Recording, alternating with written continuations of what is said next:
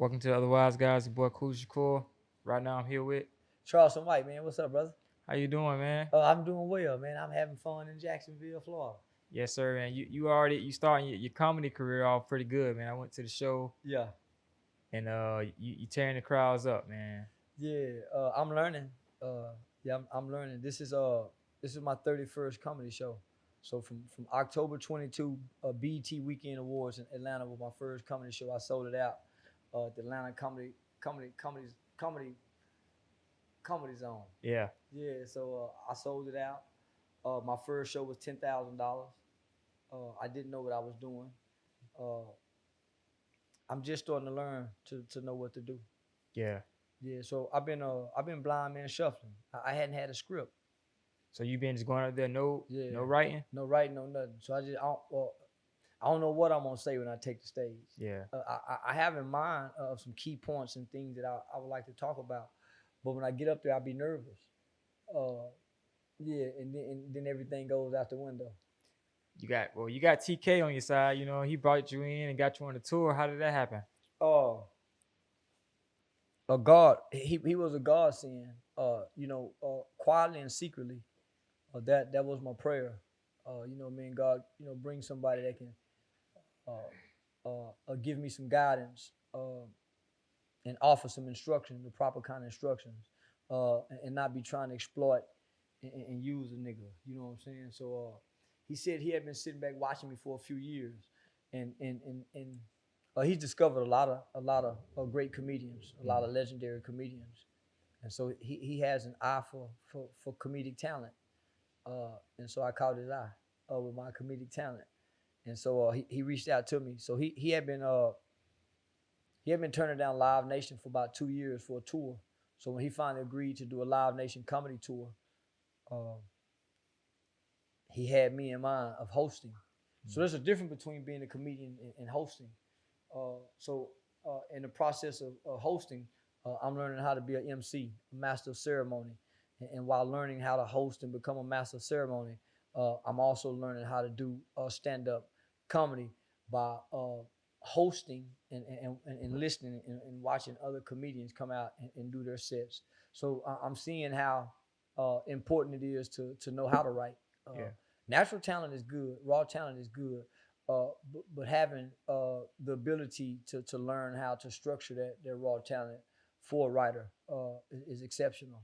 So I'm learning, homie, and I'm taking it serious. So Yeah. it was a great opportunity presented. I'm taking advantage of it.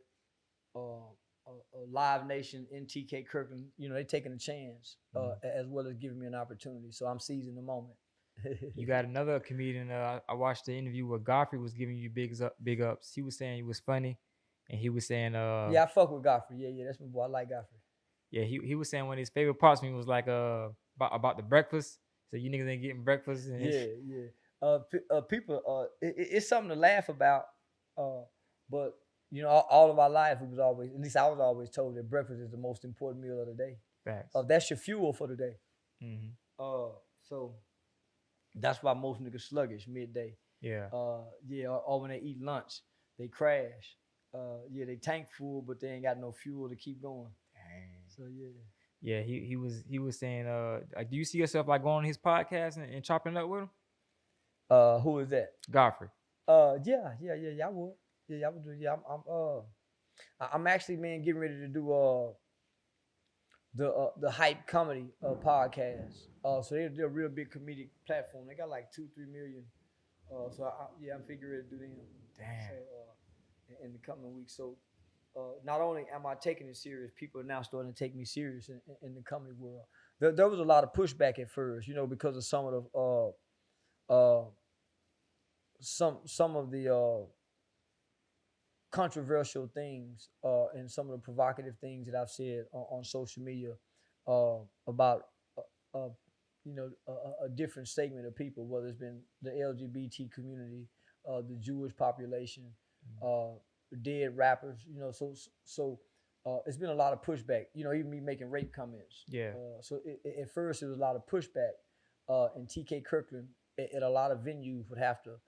Uh, I wouldn't say defend, but explain Hmm. a lot of things. So once people hear the explanation and the reasoning on why I've said some of the things that I've said, then most tend to understand and get it. As horrible or as horrific as you may think or feel about what I've said, I've never left the lane of satire comedy. Yeah, I was watching an interview and you was talking about satire, and I looked it up, the definition of it, and I'm like, okay, I You, understand. so that's why it's easy for Live Nation to say, okay, yeah, if you just watch bits and pieces of me talking, I sound like a mean, hateful, predatory, raping motherfucker. Yeah, If you don't get the whole story or the whole interview, but if they just give you 8 minutes of me talking about something, then yeah, it sounds horrible. It wasn't until I done because see, Vlad TV don't give you the whole story. So once you get an 8-10 minute clip of Vlad TV, if it turns you off or somebody says something that you think is disgusting, you're not gonna watch the rest of the 19-20 segments. You're gonna take that one segment, stop there, and that's your narrative. gotcha. That may not be the whole story. So what? It wasn't until I done my Big Facts podcast interview that was the first platform that challenged me with every question and then allowed me to elaborate and give a reason and explanation on why I said this, why I said that. That's when the table turned and people said, "Oh, okay, man, he's really not." So I want a lot of people in the industry over behind the scenes. Yeah. Last night I got a call from Atlantic Records on behalf of Lil Uzi Vert. Okay. That's gonna take some of my voice and my words and use it for a project of his. Oh, it might be the pink tape, the one he about to drop. Yeah, it is. So I'm gonna be on that, and they admire the position that I'm taking. Not that everybody have to agree with it and is gonna agree with it, but not that you have to admire it, but if you look at it, you will. So once people see that what I'm saying is okay, he's not a hateful guy, he's not a racist guy, he's not, this guy is saying some provocative things, and on the flip side, he's kind of making sense. You know what I'm saying? He's kind of making sense. Yeah. And then if you sit down and talk to me, especially in person, if you meet me in person, you sit down and you see the spirit of this man, then you understand what you did. You went and looked up the word satire. The average black motherfucker who mad at me about what I'm saying will never take the time to look up the word satire to try to understand this ugly form of comedy that I'm doing. Because it's ugly. Yeah. How did you even come to the point of like? I studied it. Okay. I went to college, homie. Yeah. Yeah, I went to college. Nigga, I ain't just no dumb nigga just up here talking and trying to act. Yeah. I went to college and learned it. But I learned about satire in British literature class, understanding the Victorian age, reading about different artists and authors, Edgar Allan Poe,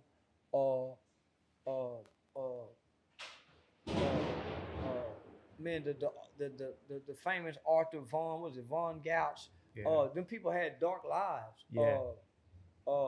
Bioscotch, the artist who Jay-Z is trying to make. Those guys had dark lives, homie. And if you look at some of their paintings, as great and as legendary as those paintings and arts are, it's a dark perception of some things. The rappers do the same thing when they paint these lyrics about killing and dying. They paint a very vivid picture with their words. Satire comedy does the same thing. So once I started, and I took a theater arts class, right? So between theater arts, world literature, British literature, intro to public speaking, and then the professional part of the speaking class. So I took that in the summer. So I had to cram a whole bunch of shit. Homie, when I learned the speaking aspects on top of all of this, it was easy to combine this into a character after doing public speakings. So before I transitioned into this, homie, I traveled around the country as a public speaker, as a motivational speaker. I've spoken at some of the most prestigious college universities in this country. I've trained some of the most top criminal justice, criminology, sociology classes by way of invitation of the instructors. So For a long time at the University of Texas at Arlington, homie, I would come every semester and teach 2 or 3 different classes just from our cultural perspective on my qualitative knowledge of the black culture and my applied knowledge from my experience through the juvenile justice system. Yeah. Sociology deep, man. I know Yeah, about that. Yeah. yeah. So just to take just to be able to go through community college and then get to the university level and take a sociology class, because sociology, psychology, all that stuff requires a lot of reading.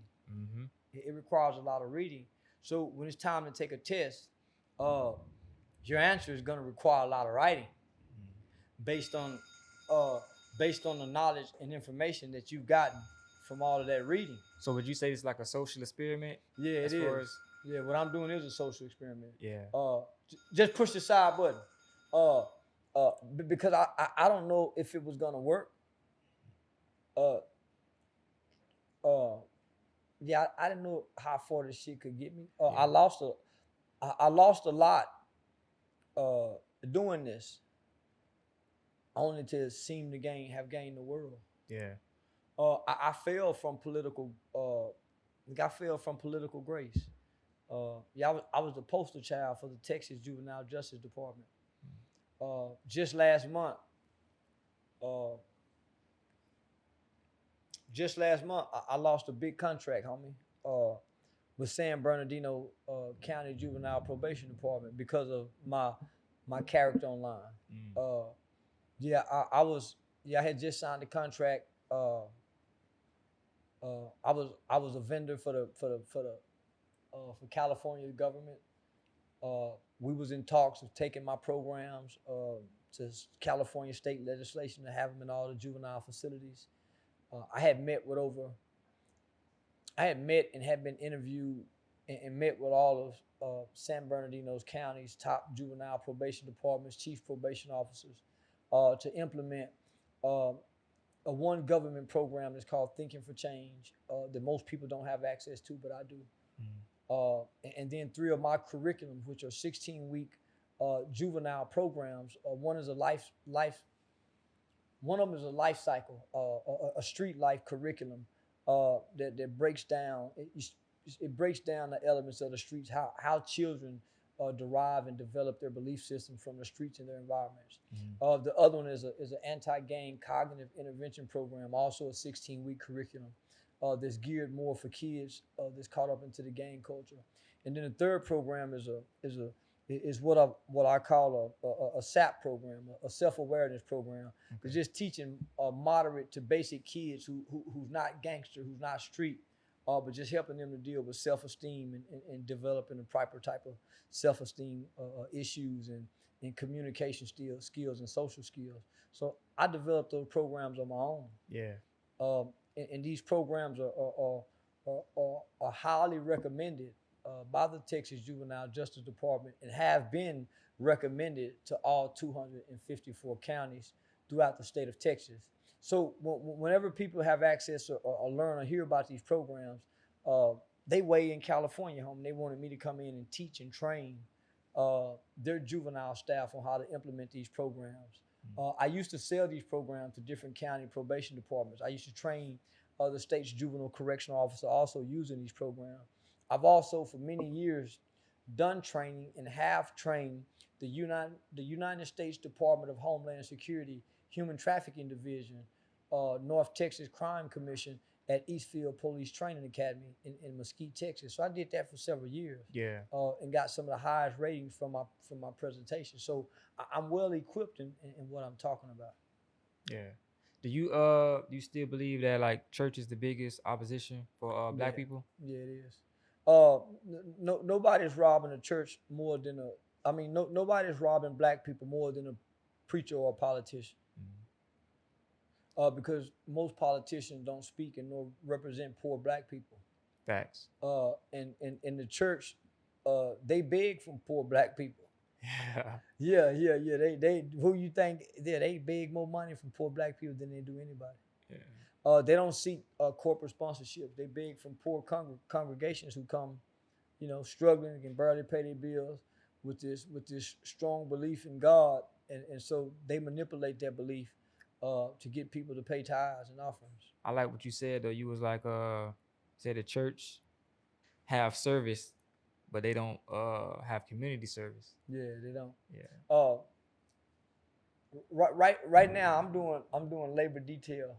Uh, on kind of like some community service. So I got 20 days of it. Mm. I got like 7 more days left, and I do it at a church. And so I noticed that this church has a soup kitchen. They feed people every day, and there's one man. He and there preparing the food, and he's using the people that has to do community service. They're helping, and so as I'm sitting there, I'm saying, man, why won't they just let me buy this community service, buy this shit off me, and just get this church $5,000 so they can keep feeding people? Mm. I think I could be much more help than just sweeping up the floor. Yeah. But they don't allow you to do that. But when I get through doing this community service, I'm gonna make it my business to go by that church every month and get them some money because I saw with my own eyes what they do. Mm. It's a small little rundown raggedy church. Don't have a big congregation either. Small church. Okay, so but they really doing the work though. I saw it. Yeah. What do you even like watch podcasts? I know you on a lot of different podcasts, but what podcasts do you watch on your free time? Joe Budden? I don't watch no podcast. You watch Joe Budden? No, I don't watch no podcast. I'm not into what people are talking about. Gotcha. I'm surely not what into people are talking about online. Most people who are talking aren't doing. The people who are doing don't get the platform to talk about what they're doing. Gotcha. What about, so what you think about Dr. Umar? I don't pay him no mind. He's just talking. He's been talking for a long time. We ain't seen him do. See, the reason why I can talk so loud and talk so boldly and insult the gangsters in the streets, because when the niggas from the other cities and the other states start calling the niggas from the streets here, say, man, y'all gonna let that nigga talk? Nah, homie, he really helped the kids. Gotcha. So that's been my protection. If I was a nigga who didn't do none of the things that I do with kids, homie, I would have been dead. Facts. I would have been dead. That's real. That's real because that's how I go. Yeah, I would have been dead.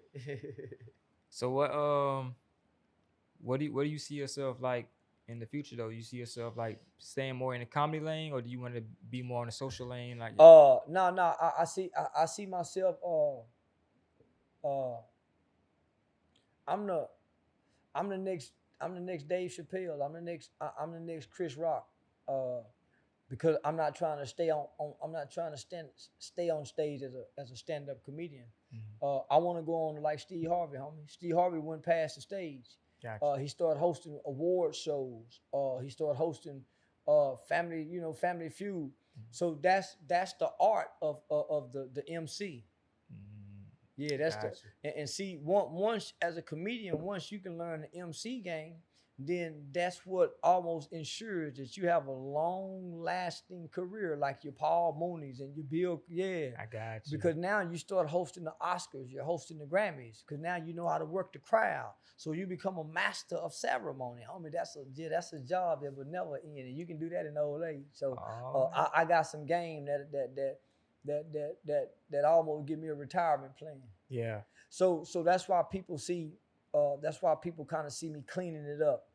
Because at first I didn't have no script. I had to be rough and raw, and edgy and provocative and sometimes cross the line and go overboard. Yeah. But I never got away from the center. The center is who I really am. I'm none of what I'm pretending to be online, like most people aren't. We're all pretending to be something online that we're not. Yeah, but I think with you too, you used to give, with all the craziness, you used to give information if they're listening. Yeah. And if you ask me why I said something, I have a reason and I have an explanation on why I said it. I don't have a justification. I don't have an excuse. But if you ask me, man, why you say this? I can give you a logical reason and an explanation on why I said what I said, no matter how horrible it sounds when I said it. I can give you a reason on why I said it. Yeah. Most people can't because they're just talking. Most people say, well, I feel. I'm not expressing my feelings online. I'm not online expressing my ideologies. Gotcha. Yeah, I ain't on here with my beliefs. My beliefs don't matter online. People don't want to hear them. I came to the internet to give people what they want. Yeah. Yeah. And usually if somebody come at you and they come with their feelings, you're gonna shut them down anyway. Yeah. Get your feelings offline. You'll commit suicide if you come online with your feelings. That's why most of our children who get bullied online commit suicide. I think you would be a perfect poster child for like showing people how to, defeat bullies too. Because you be online, they be talking to you. Sometimes I mean, one time I was watching you on live. You said, "I'm gonna sit the phone right here and watch y'all. Still gonna be here." And you left, closed the door. You went to the store or something. Yeah. The concept of sticks and stones may break my bone, but words will never hurt me. I had to learn that as a kid, even though that's bullshit. Cause words do hurt, right? Yeah. But if you tell yourself that words don't hurt, if you tell yourself every day, sticks and stone may break my bone, and then if you say it to people who's trying to hurt you, at some point, words don't hurt. I promise. Yeah. So imagine all the people who get online and say, look at your eye. Nigga, I'm 46 years old. I lost my eye when I was 7. From 7 to 46, how many horrible things you think a motherfucker can say about my eye that I ain't heard? Facts. That's just like being black. Come on. You done heard it all. It don't bother a nigga to be black at this point. Nigger. Yeah. Man, that shit don't bother me to be called a nigger. Yeah. It don't bother me. So my feelings don't matter to me if it don't cause pain. Mm-hmm. Only feelings matter to me the ones that hurt. And if I didn't do nothing to intentionally hurt your feelings, then your feelings don't matter. Mm-hmm. Yeah, if you having some thoughts in your head and you feel some kind, man, that shit don't matter. But if I done something to hurt your feelings, then it matters. But other than that, I don't give a fuck about people's feelings. And then they don't personally know you. You know what I'm saying? Like, I told my son one time he done something, and I saw the hurt and pain in his eyes. He about 11, 12 years old. I told him, nigga, I don't give a fuck about your motherfucking feelings, nigga. I care way more about your well-being. I care way more about your well-being. I don't give a fuck about your motherfucking feelings, nigga. Them your feelings. You deal with them, you process them, nigga. Yeah. And walked away from it. Yeah, he been strong ever since. yeah, my nigga been strong ever since. Because you have a right to your feelings, and they're your feelings, but your feelings don't make you right. Facts. And some people think just because they feel what they feel, they right. You should teach nigga that in group. You can't say that because them females get mad when you talk like that. Well, they have a right to get mad. Yeah, they have a right, but it don't make them right. Yeah, so you have them, they have a right to be mad, and you can't be mad because they mad. Facts. Yeah, let them be mad. Pimp C. I know you fuck with Pimp C heavy. Like what's your favorite track from Pimp C, and what about him you like?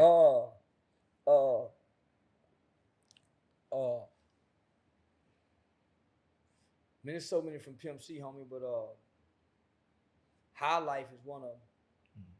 I'm living that high life.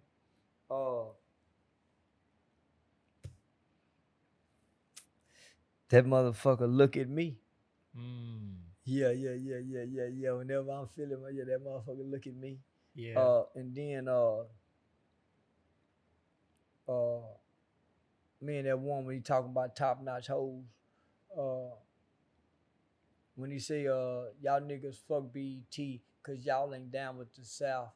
I think what song man, that what's is. that? It's a slow motherfucking song too, but what's a bad motherfucker? You hear me? Yeah. But I'm a fan of Chad Butler. Yes, sir. Yeah. I think we gotta start saying the rappers' names. The stage name is a character, homie. I think their names is very important for us to say because they're Black history figures now. Because of what rap has been able to do in our lifetime in this world to touch all 4 corners of this earth, they're Black figures now. And to just say they rap names, then they forever belong to the industry, a Jewish ran world. Okay. If we say their names, then we give them back to their parents and their families. Wow. Okay. That's real. What who you voting for this year? Or are you even voting? You goddamn, I'm voting for Trump. You ain't voting DeSantis? Is I ain't from Florida. No, man, y'all then the people here ain't nah, man, I'm voting for Trump. You going for Trump? Yeah, I'm trumping it. I'm trumping it, till the wheels fall off. Yeah. Yeah. Nah, I'm giving my vote to President Trump. I'm surprised he ain't hit you up, man. Oh, they did. He did. They hit me up years ago. Trump and them hit me up in like 2017. What you gonna talk about? I got selected to go campaign with Donald Trump before becoming President Trump to three key states, three key battleground states. And I was excited in the motherfucker when they called. Because at the time I had been nominated to be like an African American relations engagement for the Republican Party of Texas. Mm-hmm. Shout out to the Tarrant County GOP Republican Party. So I got selected to campaign with him in three key battleground states. So when they called me, I was excited like a motherfucker. Yeah, hell yeah, I go, well, I love Trump. Yeah. So when I went and told the old nigga said, nigga, so you gonna leave here broke? How much they paying you? Man, they gonna pay for my flights and I think they gonna give me a food stipend. He said, nigga, you gonna leave here broke and come back broke? You must be dumb in the motherfucker. Yeah. Nigga, fuck Trump. And nigga, I thought about what he said all day long. Man, this bill, you know what I mean, running for president, they got so much goddamn, man, goddamn. So when they called me about 4:00 that evening to get my information and book the flights, my exact word, man, fuck Trump. Man, cause now I got mad thinking about what the old nigga, cause it makes sense. And I was broke. So yeah, nah, man, I was like, man, fuck Trump. I don't like President Trump. That motherfucker wants to leave here to go broke. Yeah. You wish you'd have went? Hell yeah, I would have went. They would have paid me. Yeah. But I ain't going to, man, nigga, when it makes sense, it makes sense. Okay. Yeah, nah, nigga, I was so bright-eyed and bushy-tailed, homie, with just being able to make this positive transition in my life and being able to go work with this person and work on these laws and work with these youth. Homie, people use you because at that point you're operating off your passion and your commitment and dedication with no business sense. So that's why a lot of your nonprofits and a lot of people who's helping in the community, a lot of them get used and exploited because the people see their passion, they see their commitment, the dedication, and the work, but they don't have no business sense. Yeah. Homie, nigga, I'm traveling around the country speaking at all these prestigious places, but I don't know how to charge nobody. So I didn't know anything about an honorarium fee until white people started teaching me about an honorarium fee. Nigga, I'm going to go speak here. I'm going to go speak there. I'm sending my programs here. Nigga, I ain't learning how to trademark and copyright. Ain't nobody teaching me this shit. Yeah. So because you're passionate about just helping. And so that's how a lot of passionate people get played on. What's the work around that? Like It ain't no way to work around it, homie. All good people get used. Damn. That's just the way that is. That's just good people get fucked over. Bad guys finish first. Sometimes good guys do finish last. Hey, that's just the way it is. Yeah. But you're not here to finish first or last. You're just here to be good on earth. You ain't here to win no race, homie. You're just here to be whatever God put you down here to be. Just a good person, a good soul, a good spirit, a good man, a good woman. So once you understand that, your rewards come later. The things that I would like to hear now as a father, homie, I ain't gonna never hear until they get ready to bury me. That's just like daddy. Nigga, don't nobody appreciate daddy. Don't nobody appreciate a real man, because a real man establishes law and order. He got to put down law and order. Hey, boy, pick that up. Say, man, don't do that. Don't nobody like that kind of man. Yeah. A man say that's wrong. Say, man, that's wrong. No, you're not gonna do that. Hey, boy, go say, get out them house, that woman's shoes. Boy, what's wrong with you? No boys wearing no women's shoes. A man corrects. Yeah. Puts down order and establishes law. Nobody likes a man, really. But when he die and that presence is gone, everybody say how much they missed the man. So I understand the rewards come on the back end. I ain't looking to get no rewards right now. So I tell people all the time, what people see me getting and receiving now is the rewards of the things that I did 10 years ago. Yeah, this ain't nothing I did 3 years ago on the internet. These are the rewards that I got 10 years ago when I started doing right. And when I was doing right, I had thoughts of doing wrong. I wanted to do right in my heart, and I stuck with my heart and didn't do wrong. That's where I'm at with it right now. Like, you know what I'm saying, nigga? I wanted to do right, But nigga, I had all these thoughts in my mind of doing wrong because it seemed like right ain't working. But I stuck with doing right, homie. Especially when you look around, you see, you know, Yeah. what they put out there and people you know, they getting by with doing wrong. Yeah. So nah, homie, once I understood, nigga, in this life, in order to win in the end, you have to have the mindset of doing right because right is the right thing to do. Yeah. For no other reason. Fuck whatever you can get out, nigga. It's just the right thing to do, my nigga. Give it back. You found that, give it back to them people, man. It's just the right thing to do. Facts. Anything else you want to say before we got here? No, man. I appreciate this candid, great positive interview, man. So yeah. This is another great one for the books, I think.